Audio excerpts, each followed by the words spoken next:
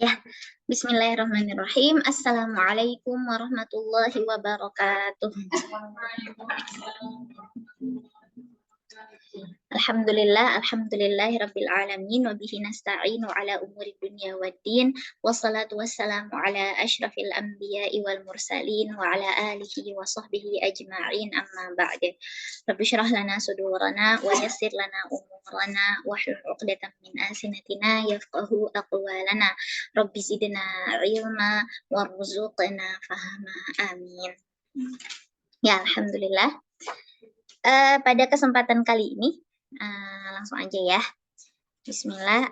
Ini kan kita kemarin sudah dikagetkan dengan seorang ulama yang masya Allah sekali gitu ya, luar biasa hebat. Bahkan ketika beliau sudah meninggalnya aja masih menghasilkan banyak karya gitu ya. Jadi masih maksudnya karya-karya beliau bahkan ada yang baru mau diterbitkan gitu ketika beliaunya sudah wafat. Ya, jadi di sini insya Allah akan terus berlanjut ya. Jadi akhirnya aku memutuskan untuk mengambil satu tema dan mengambil satu buku yang akan terus menerus insya Allah gitu. Kalau misalnya memang nggak ada pembahasan yang menurut aku lebih menarik gitu. Jadi insya Allah akan ini bukan ini juga merangkumkan deh ya, intinya ini menyampaikan rangkumannya aja gitu dari buku Fikih Prioritas karya Dr. Yusuf Al-Qaradawi gitu ya. Jadi Syekh ini Dr. Yusuf Al-Qaradawi. Di sini apa sih fikih prioritas? Ini enggak, kalau misalnya kita rujuk ke buku-buku atau misalnya kayak buku-buku masodir ya, masodir tuh lebih kepada buku rujukan. Biasanya kalau misalnya kan ada buku rujukannya tuh kayak yang buku yang ditulis oleh Imam Syafi'i gitu, yang ditulis langsung oleh Imam Ahmadnya, yang ditulis langsung oleh Imam Malik dan yang lainnya. Ini kita nggak mendapati istilah ini gitu ya. Jadi namanya al-fiqhul aulawiyat gitu atau fiqhul aulawiyat. Di sini ini kita nggak mendapati istilah ini. Jadi istilah ini dipopulerkan itu baru-baru, maksudnya sudah di akhir-akhir ya. Jadi bukan di awal-awal banget gitu. Jadi di sini awalnya ini Syekh Yusuf Al-Qaradawi ini mau menamakan ini dengan fikih marotibul amal, yaitu fikih tingkatan amal gitu. Jadi yang mana yang lebih dulu, yang mana yang harus diakhirkan gitu. Cuman sepertinya yang lebih pas dan yang lebih cocok gitu judulnya ini fiqhul aulawiyat gitu ya. Jadi fikih prioritas. Oh. Nah, jadi fikih prioritas itu adalah meletakkan sesuatu pada peringkatnya dengan adil dari segi hukum, nilai dan pelaksanaannya berdasarkan penilaian syariah yang sahih.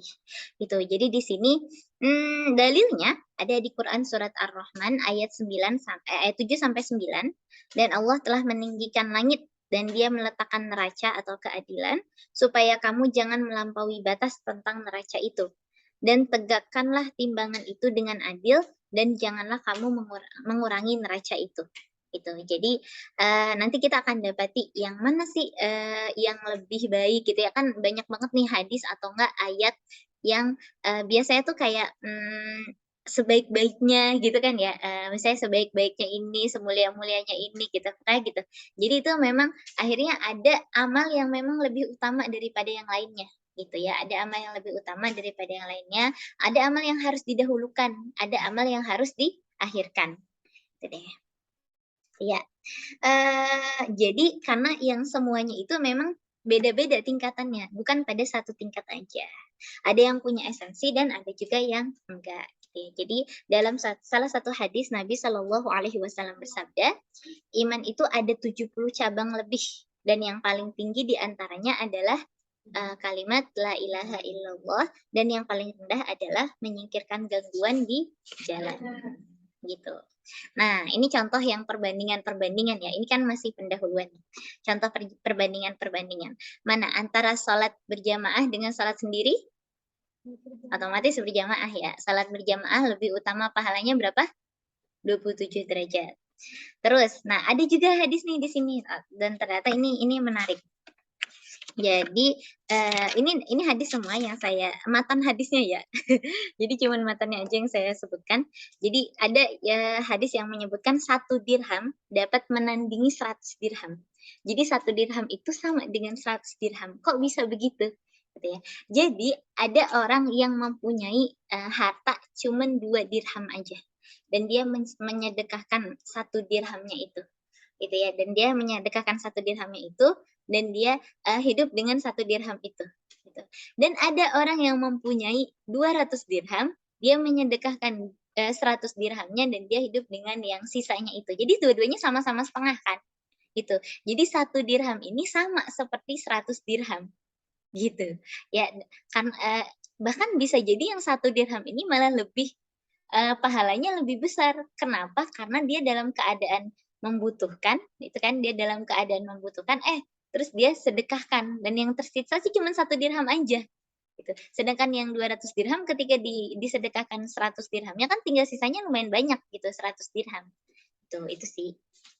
Itu ya. Nah, terus, ini juga sama. Jadi berjaga atau hirosah ya, apa yang berjaga yang apa namanya, apa? Ribat, iya ribat ribat. Nah, berjaga, sehari semalam itu lebih baik daripada berpuasa dan qiyamul lail selama sebulan. Nah, kenapa kenapa? Semalam suntuk ada juga di sini malah yang sebulan. Nah, gitu ya. Di sini ada hadisnya, hadis riwayat Ahmad, Muslim, Tirmizi dan Ahmad bin Abdullah bin Amr. Gitu. Jadi itu. Terus ada lagi jihad. Jihad itu pergi berjihad lebih utama daripada sholat di rumah selama 70 tahun. Tuh. Terus ada nih sekarang yang dosakan tadi yang pahalanya. Yang dosanya 1 dirham barang riba yang dimakan oleh seseorang dan dia mengetahui kalau misalnya barang itu 1 dirham itu riba. Itu dia tahu, tapi dia tetap makan. Maka dosanya lebih berat di sisi Allah daripada 36 kali zina. Itu kan ini diriwayatkan oleh Ahmad atau Brani dari Abdullah bin Hanzalah sebagaimana dimuat dalam Sahih Al-Jami' Us-Shaghir. Sahih. Itu makanya itu saking ininya banget riba ya, saking kuatnya banget riba. Jadi 1 dirham. Di sini nggak disebutin.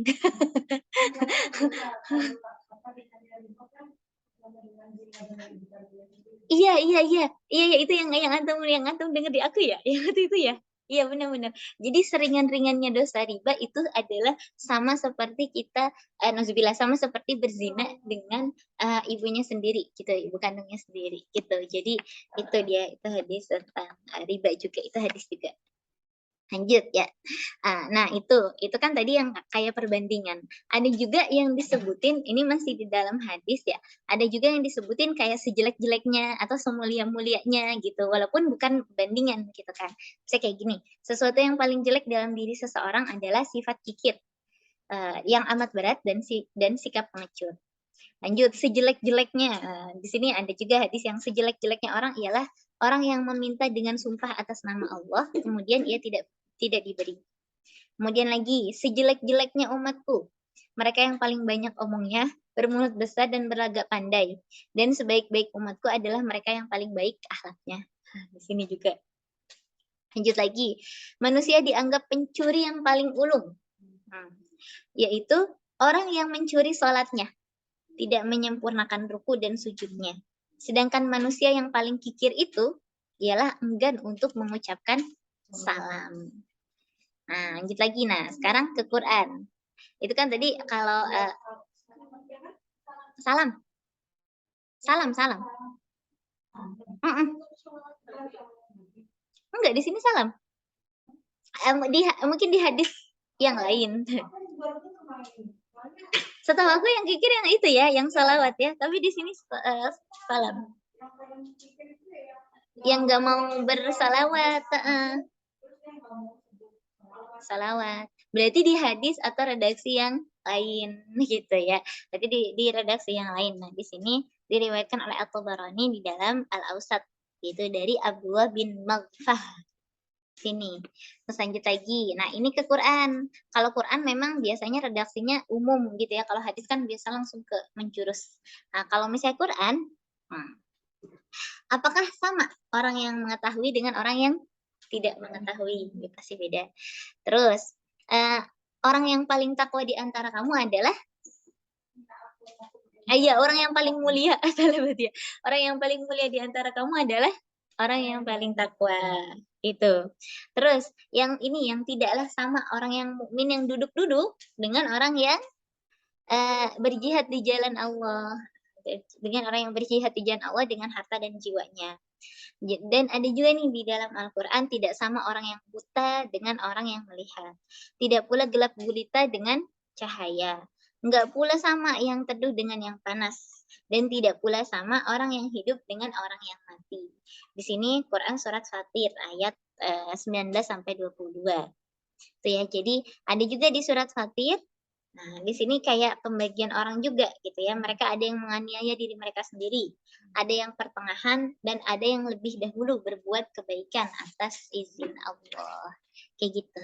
Jadi ini makanya kita menemukan bahwa manusia berbeda satu dengan yang lainnya dan mereka mempunyai kelebihan yang tidak dimiliki oleh orang lain gitu ya. Jadi amal perbuatan juga beda. Amal perbuatan mereka juga berbeda dan yang membedakan kedudukan kita ya manusia satu dengan yang lainnya adalah ilmu, amal, ketakwaan dan perjuangannya gitu. Jadi oleh karena itu di sini insya Allah nanti akan dibahas ya walaupun ini masih pendahuluan. Cuman nggak apa-apa.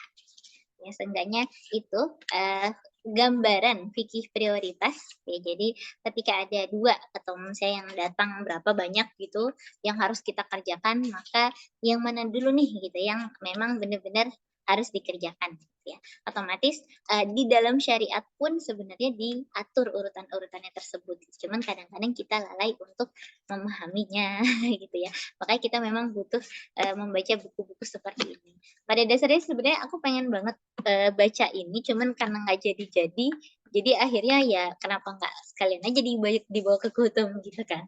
Tuh, jadinya akan sedikit-sedikit akhirnya bisa berbagi juga gitu, walaupun dalam hal praktiknya masih sama-sama belajar. Gitu ya, atau mungkin bahkan Antena lebih baik gitu daripada aku. Oke, cukup sekian, jazakumullahu khairan. Saya tutup dengan kafaratul majlis. Subhanakallahumma wa bihamdik asyhadu an la ilaha illa ant astaghfiruka wa atubu ilaik. Kurang dan lebihnya saya mohon maaf. Wabillahi taufiq wal hidayah. Wassalamualaikum warahmatullahi wabarakatuh.